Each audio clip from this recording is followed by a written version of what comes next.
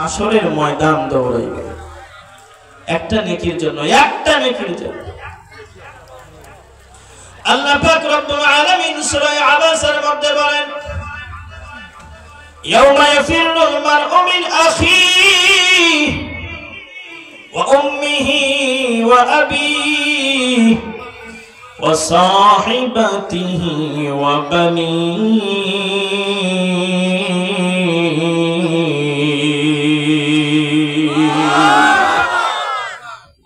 আল্লাহ পাক রব্বুল আলামিন বলেন, বান্দারে তোমার দিকে তাকাইয়া মনে হয় তোমার যেন নেকি বেশি হয়ে গেছে, আমলের তেমন প্রয়োজন নাই।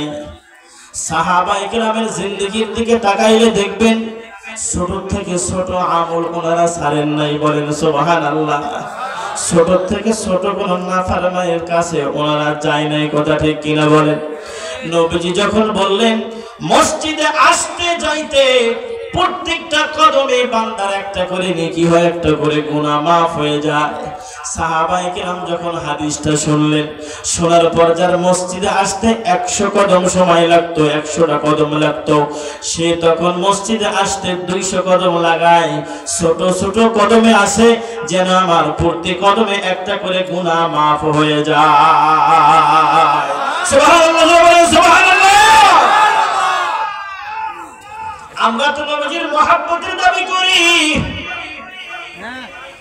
একটা নেকির জন্য সাহাবায়ে কেরাম কত কষ্ট করেছেন। আল্লাহ পাক রব্বুল আলামিন বলেন, বান্দারে হাসরের ময়দানে এমন একটা কঠিন ময়দান রে বান্দা, হাসরের ময়দানে তোমার বাবা, দরদের বাবা তোমারে চিনবে না, তোমাকে দেখে পালাইবে। তোমার দরদের মা জননীও তোমারে দেখে পালায়া যাবে, তোমার আদরের ভাই তোমারে দেখে পালাইবে। যেই বন্ধুকে ছাড়া জীবনে কোথাও যাও নাই, ওই বন্ধুটাও তোমারে দেখে পালায়া যাবে। আল্লাহ পাক রব্বুল আলামিন কথাগুলো সূরা আবাসার মধ্যে বলেন, ইয়াউমা ইয়াফিরুল মারউ মিন আখিহি ওয়া উম্মিহি ওয়া আবিহি ওয়া সাহিবাতিহি ওয়া বানিহি।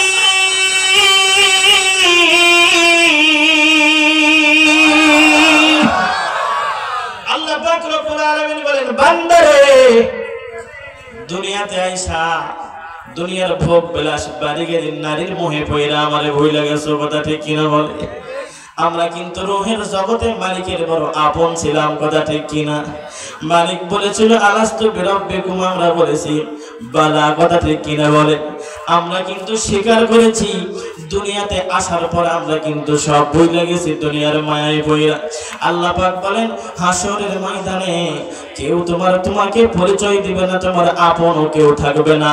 সবাই যখন পালাইবে তখন কিন্তু আমি যে তোমার আপন ছিলাম, আমি ছাড়া কেউ তোমার আপন থাকবে না। সুবহানাল্লাহ।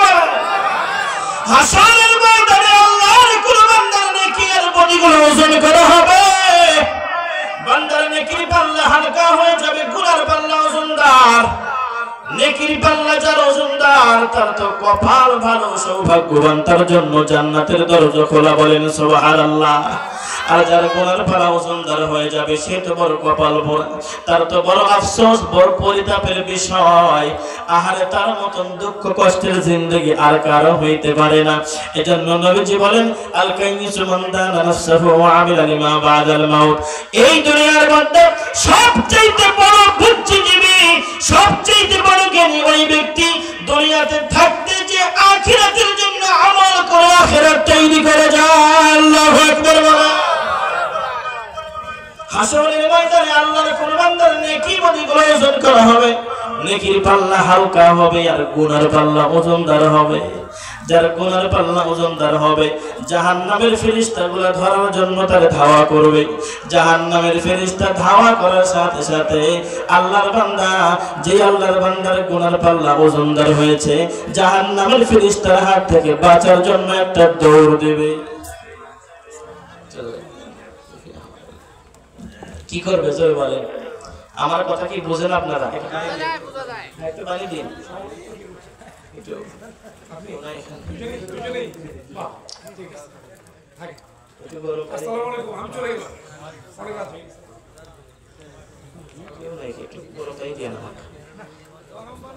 আল্লাহর বান্দা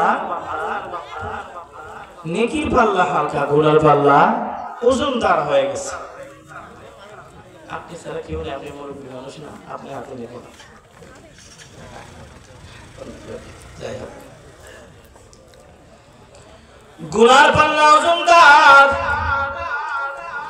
গুনার পাল্লা ওজনদার হয়, সাথে সাথে জাহান্নামের ফেরেশতাগুলো, জাহান্নামের ফেরেশতাগুলো জাহান্নামী হালকা। আপনি আল্লাহর বান্দাকে ধরার জন্য আসবে, আল্লাহর বান্দা ওই জাহান্নামের ফেরেশতার হাত থেকে বাঁচার জন্য একটা দৌড় দেবে। বলেন সুবহানাল্লাহ। কি দেবে? জোরে বলেন, কি দেবে? দৌড় দেবে। বলেন দেখি, হাসরের ময়দানে দৌড়াইয়া পালানোর কোনো জায়গা আছে নাকি? আরো জোরে বলেন, আছে?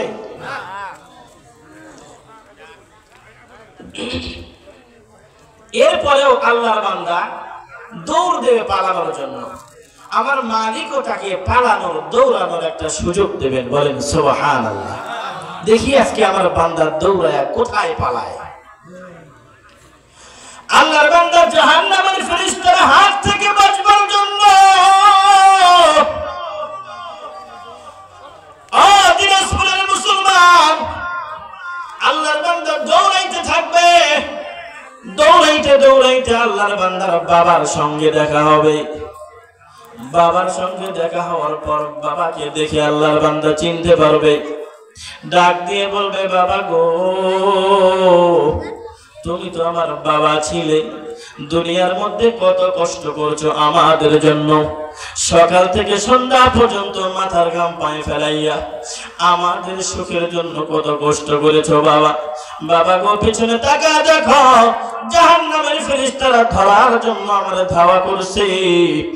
আমার নেকি এর প্রতি ওজন হয়ে গেছে, আমার নেকির পাল্লা হালকা, গুনার পাল্লা ওজনদার। ও বাবা, একটু নেকি ধার দাও, আমি আমার নেকির পাল্লার মধ্যে উঠায় দিব, তাহলে আমার নেকির পাল্লা ওজনদার হবে। আল্লাহ আমারে মাফ করিয়া জান্নাত দিবে। বলেন সুবহানাল্লাহ। বাবাই বলবে, তোমারে চিনি না। বাবা পরিচয় পাওয়ার সাথে সাথে পালায়া যাবে। বলেন নাউজুবিল্লাহ। আল্লাহর বান্দা আবার দৌড় দিবে। দৌড়াইতে দৌড়াইতে আল্লাহর বান্দার ভাইয়ের সঙ্গে দেখা হবে। ভাইও পরিচয় দিবে না, পালায়া যাবে। আল্লাহর বান্দা আবারও দৌড় দেবে। দৌড়াইতে দৌড়াইতে বন্ধুর সঙ্গে দেখা হবে। বন্ধু পরিচয় দিবে না। বন্ধু যেই বন্ধুরে ছাড়া জীবনে কোথাও গেল না, একসাথে উঠলো বসলো চললো ফিরলো। বাবা আমার কথা অমান্য করে, কিন্তু বন্ধুর কথা অমান্য করে না। কথা ঠিক কিনা বলেন? বন্ধু পরিচয় না দিয়া পালাইছে। আল্লাহর বান্দা আবার দৌড় দিছে। দৌড়াইতে দৌড়াইতে পরিশেষে জনম দুঃখী মায়ের সঙ্গে সাক্ষাৎ হয়েছে। বলেন সুবহানাল্লাহ। আল্লাহর বান্দা মাকে পাওয়ার পর আনন্দে আত্মহারা। মা বুঝে আমার নেকি দিবে।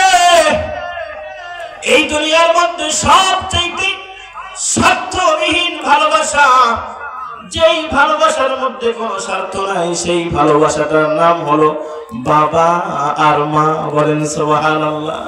কথা ঠিক কিনা বলে?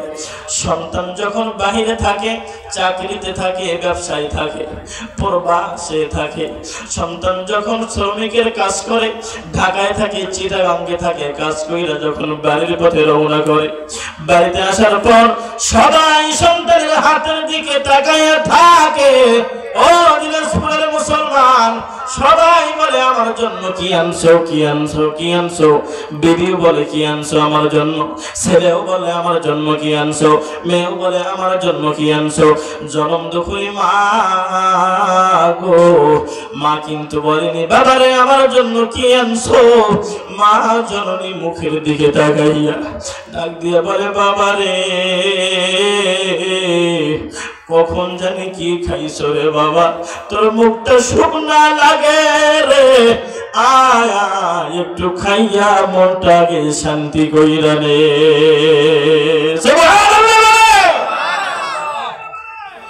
একমাত্র নিঃস্বার্থ ভালোবাসা বাবার মা। ও দিনাজপুর যুবক ভাই, হাত দিয়ে বলে যাই, বাবা মার মুখ কিন্তু মক্কার মদিনা। বাবা মাকে জিন্দগিতে কষ্ট দিও না। তোমার সারা জিন্দগির হাজার হাজার রাকাত নামাজ, তোমার জীবনের বারবারের হজ, তোমার জীবনের হাজার হাজার লক্ষ কোটি যাকাত একটাও কাজে আসবে না বাবা মা নামক আদালত যদি অসন্তুষ্ট হয়ে যায়। ঠিক কি বলে? জান্নাতেরি ফুলের চেয়েও সুন্দর আমার মা, জমজমের জলের চেয়েও সুন্দর আমার মা। বলবো? শুনবেন শুনবেন? কে কে শুনবেন? দুই হাত আল্লাহ দেখান। আলহামদুলিল্লাহ। জান্নাতেরি ফুলের চেয়েও সুন্দর আমার মা, জমজমের জলের চেয়েও